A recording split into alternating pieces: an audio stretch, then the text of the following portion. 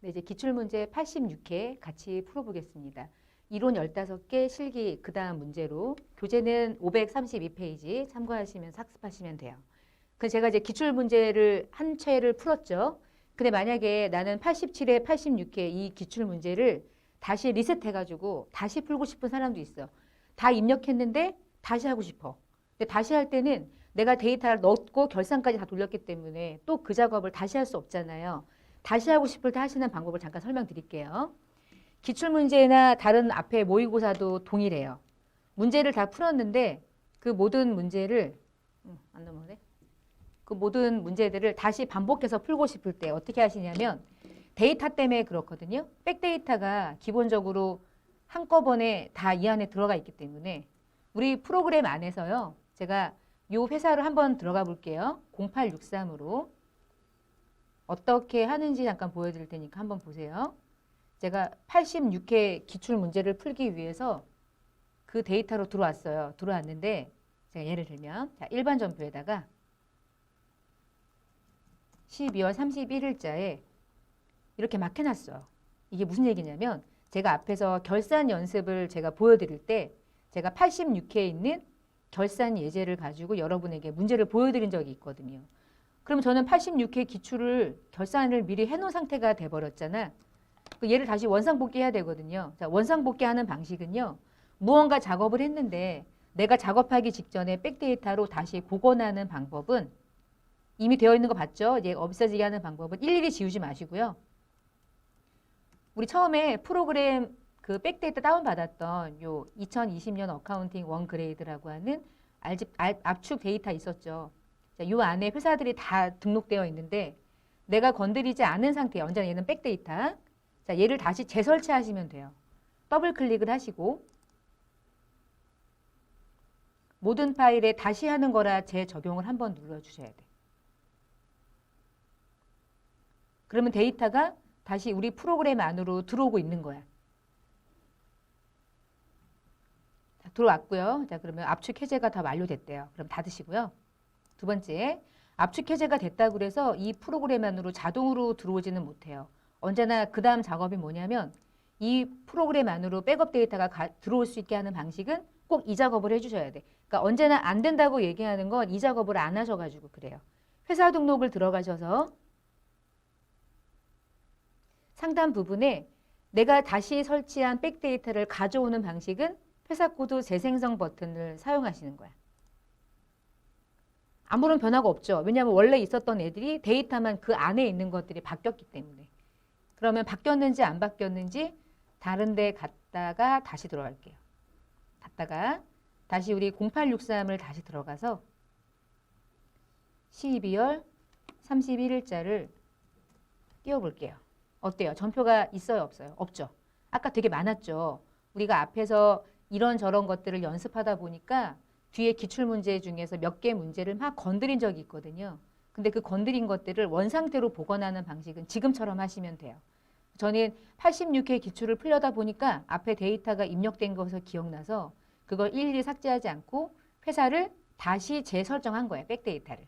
완전 새하얘진 상태죠. 그래서 아무것도 입력이 안 된 상태를 만든 거예요. 그래서 이런 식으로 하시면 기출문제를 아주 많이 반복적으로 푸실 수가 있어요. 반복해서 푸는 방식을 설명드렸고요.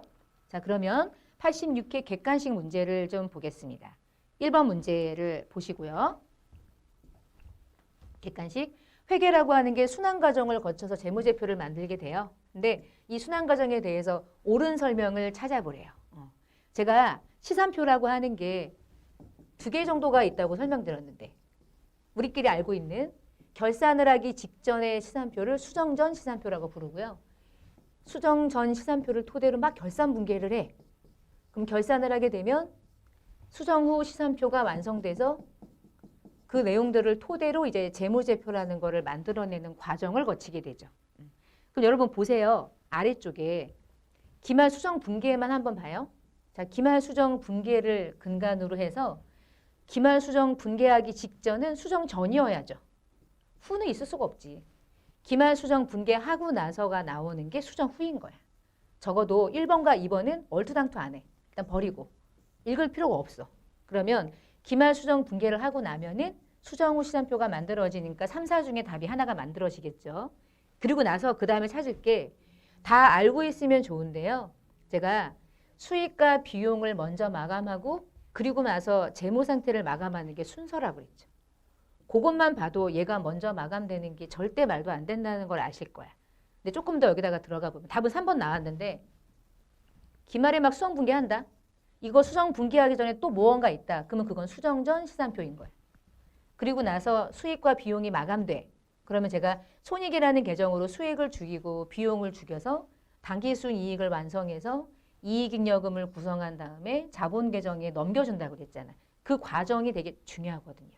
넘겨주면 우리가 말하고 있던 그 재무제표라는 게 완성되는 과정까지 가는 거예요. 그래서 첫 번째 할 일은 수정 후 시산표가 어디에 달라붙어 있느냐가 핵심이고요. 두 번째는 손익계산서랑 재무상태표 중에 무엇이 먼저 완성되느냐가 키워드인 거야. 그리고 나면 이거 찾는 거 어렵지 않거든요. 그래서 이 문제를 제일 어렵게 생각해. 뭘 외워야 될지를 모르는 거야. 근데 뭘 외워야 될지 나도 말을 할 수 없는 게 뭐를 또 찡겨 넣어가지고 넣을지 알 수 없잖아. 수정 전을 넣을지 아니면은 결산 분계가 되기 전에 무언가 다른 내용들을 넣을 수 있으니까. 그래서 무언가 키워드를 가지고 앞뒤를 잘 맞춰 나가는 게 중요해요. 답은 3번 이렇게 찾으시면 되겠고요. 2번 문제. 유가증권에 대한 취득원가랑 평가에 대한 설명 중에서 이제 옳지 않은 설명. 우리 단기매매증권 같은 경우는 취득할 때 100만 원에 취득할 때 수수료가 5만 원이 있으면 포함해요. 별도로 비용 떨고 얘만 원가 잡아요. 비용 잡는 거죠. 원가 포함하지 않죠. 얘만 단기매매증권만 이거 설명하네. 취득원가는 취득을 위해서 제공하는 대가의 시장 가격에 얘 취득 시 발생한 부대 비용을 포함한 가액이 아닌데 100만 원만 잡고 얘는 수수료 비용이라는 걸 별도로 처리하니까 옳지 않은 설명은 딱 1번이 아예 옳지 않은 설명이 나왔네요. 단기매매증권만 수수료 비용 떨었죠. 영업의 비용으로. 그러니까 문제 많이 나올 수 있다고 그랬죠. 2, 3, 4번은 뭐 읽지 않아도 맞겠죠. 2번 매도 가는 증권의 평가는 아직 일어나지 않은 손익이니까 이익잉여금에 가지 못하도록 기타 포괄이라는 자본 계정에 반영했었고 유가증권을 처분할 때 발생하는 비용은 처분 손실이면 더하고 처분 이익이면 까는 방식으로 차가감했다. 만기보유증권은 중간에 공정가치 평가되는 게 별로 중요하지 않았죠. 좀 특이한 이름이었지. 삼각 후 원가법 정도는 이름만 아시면 돼. 그러니까 만기보유증권이 어떤 과정에 의해서 삼각하게 되는지 과정이 궁금하신 분은 회계 1급을 취득하신 다음에 세무 2급을 공부하시면 돼요. 그러니까 세무 2급 때 이런 게 나오거든요. 근데 회계 1급은 단순히 이 정도는 이제 물어봐. 무슨 방법으로 평가했니? 그래서 요거 제가 정리해드린 게 이론 과정에 있었거든요. 표에. 그러니까 그거 한번 정리하시면 좋을 것 같고요. 3번 문제. 매출 채권에 대한 설명 중에서 잘못된 걸 찾으래요. 여러분 매출 채권은 두 개 묶은 거죠. 얘하고 얘. 완벽하죠. 2번. 매출 채권에 대한 충당금은 대손이 발생하기 전에 사전적으로 설정한다. 그래서 우리가 예상했지. 대손 예상. 보충법에 의해 가지고. 3번. 매출채권에 대해서 재무상태표에다가 대손충당금을 표시해서 얼마를 회수할 수 있는지를 보여주죠. 요거 보여주는 거 한번 보여드릴게요. 네 번째, 상권에서 발생한 매출채권과 기타 채권에서 발생하는 대손상각비는 판관비로 처리하는 거는 매출채권만. 기타 채권은 대손충당금, 아니 대손상각비를 기타의 대손상각비라고 따로 구분해서 코드로 적을게요. 영업의 비용으로 구분했죠. 둘 다 하면 안 되지. 판관비로 들어가야 될 건 매출채권에 대한 비용만. 답은 4번. 답이 틀린 설명이 4번. 자, 그 다음에 지금 우리가 실기를 들어가기 전이긴 한데 우리가 프로그램을 들어갔을 때 재무상태표를 아직 결산하기 전이니까 요거 뜨는 거예요. 요거는 무시하시고 저는 요거 보여드리려고. 외상매출금은 현재 잔액을 물어보면은 얘죠. 요 두 개만 볼게요. 자, 외상매출금은 현재 3억 1,500이에요. 근데 3억 1,500만 원 밑에 충당금이 보여주는 건 이 중에 회수가 불가능할 거라고 예상한 금액이잖아. 그러면 모두 보여요. 얘가 보이지. 얘에서 얘를 빼고 있는 거예요. 지금 충당금은 차감 계정이니까. 그럼 얘를 뭐라고 부르냐? 얘를 회수 가능액이라고 부르는 거야. 아까 얘기했던 설명이 요 설명이었던 거야. 교재 안에 나왔던 3번 예제가. 예, 3번이 요거에 대한 설명이었고요. 답은 틀린 설명은 우리 찾았죠. 4번이 틀린 설명이고 4번 문제 가볼게요. 회계상 결합관계를 표시한 것 중에서 옳지 않은 설명을 찾으래. 이거는 회계 2급 수준이네. 일단 뭐 옳지 않은 거니까 맞는 거 안 맞는 걸 한번 찾아볼까? 1번.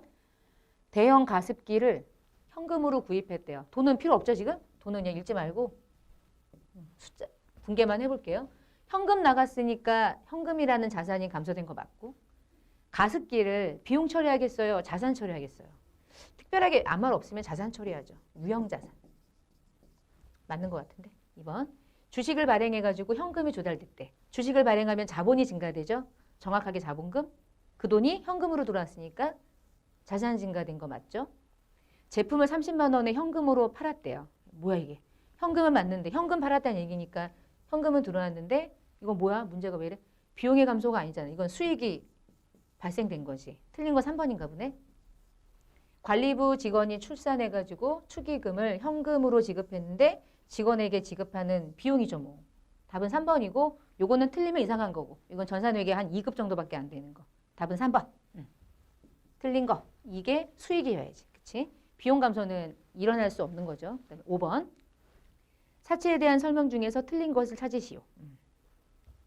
이건 기억이 안 나면 어려울 수도 있겠다. 근데 또 맞는 걸 찾으면 할 수도 있겠다. 답이 보이니까 밑에부터 할게요, 제가. 우리 사채를 발행할 때 정액법이 아니라 유효이자율법에 의해서 삼각해가지고 사채 이자에 포함시켜요. 우리 사채 할인 발행 차금은 정확하게 회계 처리를 이자율법에 의해 가지고 막 계산하진 않았어요. 근데 유효이자율법이라는 게 있다 정도는 말씀드렸죠. 요거는 이제 요 용어로 이해하시는 거야. 맞았고, 세 번째. 우리 사채를 발행할 때 인쇄비, 수수료 같은 거는 사채를 발행해서 들어오는 돈에서 차감하고 잡았죠. 그래서 사채가 액면가액이 10이 잡히는데 원래 9가 들어와, 현금이. 원래 발행가액이 9야. 얘가 할인인데, 원래 할인인데 사채를 발행할 때 비용이 들어가면 할인에 업하고 비용에서 까고 잡았단 말이에요. 이렇게. 그러니까 발행가액에서 차감한다. 맞는 설명이죠. 두 번째, 할인 발행 차금 얘는 사채 액면가액에서 차감하는 형식으로 기재했죠. 대손충당금처럼. 할인 발행 차금은 차감 계정이었고, 제가 이렇게 본 이유가 확실한 것들 3개 정도는 줘요. 그리고 너무나 아닌 건데 공부를 못해도 찍을 수 있게끔 준 거예요. 1번이 틀린 설명인데 왜 틀렸냐면 유효이자율법에 의해서 할인 발행 차금을 상각하면 그 상각액은 매년 증가해요. 네, 매년 증가한다는 게 무슨 얘기냐면 3년짜리 사채를 나중에 이제 100이 되는 액면가액, 상환 금액이 3년 전에 사채가 발행될 때는 100만 원, 100이라고 하는 금액으로 현재 가치를 환산했을 때 현재 가치는 100이 아니란 말이야. 예를 들면 97이야. 이렇게. 그러면 이 97이 1년이 지났을 때 얼마를 갚아야 될지 현재 가치가 다시 재계산돼요. 그게 상각 후 원가법이거든요. 다시 재계산되고 유효이자율법. 다시 계산돼서 97이라고 하는 대가를 빌려도 3년 뒤엔 100을 갚는 거죠. 이게 유효이자율법이에요. 그러면 이 금액이 바뀔 때 3이라고 하는 차이가 나누기 3 해가지고 1만큼 비용으로 배분되냐? 그러면 정액법인데 유효이자율법은 현재 상환할 금액에 현재 시장 이자율을 적용한 이자 상각액을 별도로 계산하거든요. 1년 지날 때마다. 다 외우지 않아도 할인만 보시면 돼요. 시간이 경과될 때마다 갚을 돈은 늘어나고요. 갚을 돈이 증가되면 이자도 늘어나요.